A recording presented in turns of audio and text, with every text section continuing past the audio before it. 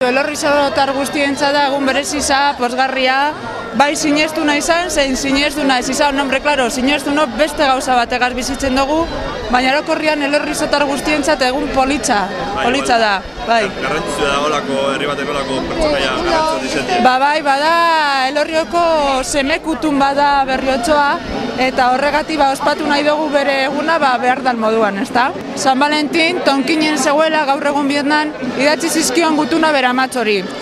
Euskera, bizkaiera, polipolitzean, ederrean, eta orduan, zela nolabait, jaia impulsetako pentsatu gendun horitea, gutun horiek irakurtia, eta badago beste gizon garrantzitsu bat Elorrizon izan zena Ambrosio Arriola, musikaria izan zen, eta organorako zenbat pieza egin zituen orduan.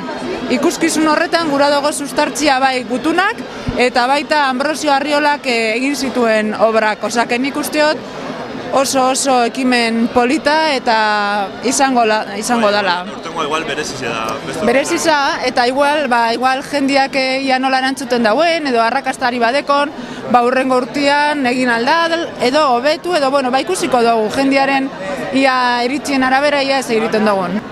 Entzun dugu daula piztute ez da bai da hor, San Ignacio da San Valentinen artiko ez da hor patroie, Bizkaiko patroie da, zuk ze iritzeko zorren? Nik argi dekot, guk Bizkaian gure santu eukinda, nik pentsaten dut San Valentin izan behar dela Bizkaiko zaindaria. Zaindaria, bai. Eta hori aldundiari esan beharko jako ia zelan jaia ospatu dezagula aurrek urtean moduan, uztailaren 4 izan daitela jaia Bizkaia osoan. Nik uste dut herri guztietan behar direla ikurrak eta simboloak, bai erlijiosoak, bai kaletarrak, eta Bizkaitar askorentzako, eta ni ondarrutarra izan da, ondarrutik pilo bat jende torten da, eta zer esanik ez inguruko horrietatik, ospakizun bada, alkartzeko modu bada, eta Bizkaian dakoagun santu bakarra omentzea bebada. Batetik, jakitea, jente asko jakingo ezebana seguru asko, Valentinek bere amari euskaraz idazten utzola. Javierrek idazten utzan bezalaxe bere amari.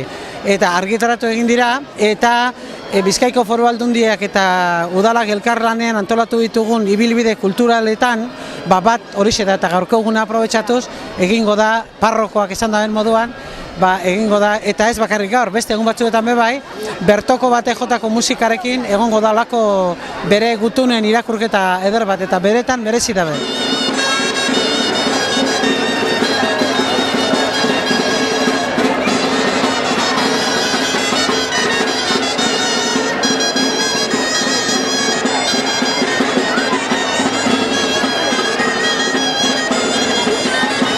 Guk inogun goza bakarra izan da koordinatzie, martxan hauen ero liburu atarata dauen, musika partituta egin jau esan, eta guk inoguna da bakarrik ustartu.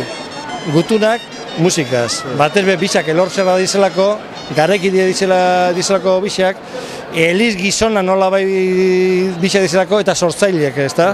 Bata liturgia ero rollo epistolarra lantzen da eta beste musika sakra erabiltzen da.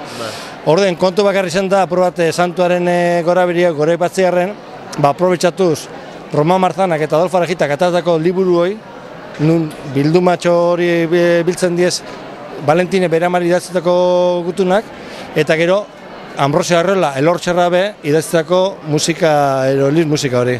Orden bakarrik hortan datzan espektakulue. Nola bait, gore batziarren alako figura emblematiko bi horiek, kontu edabe alako genero epistolarrik ez dauela. Genero epistolarra euskera idatzetakue eta suertatzen da elortzen alako personai badeko gula gaurko egunez bere egun aspatzen dalako, baina gero uste be Ambrosio Arriolan irudixabe nola bait berresuatu behar den personai bat dala.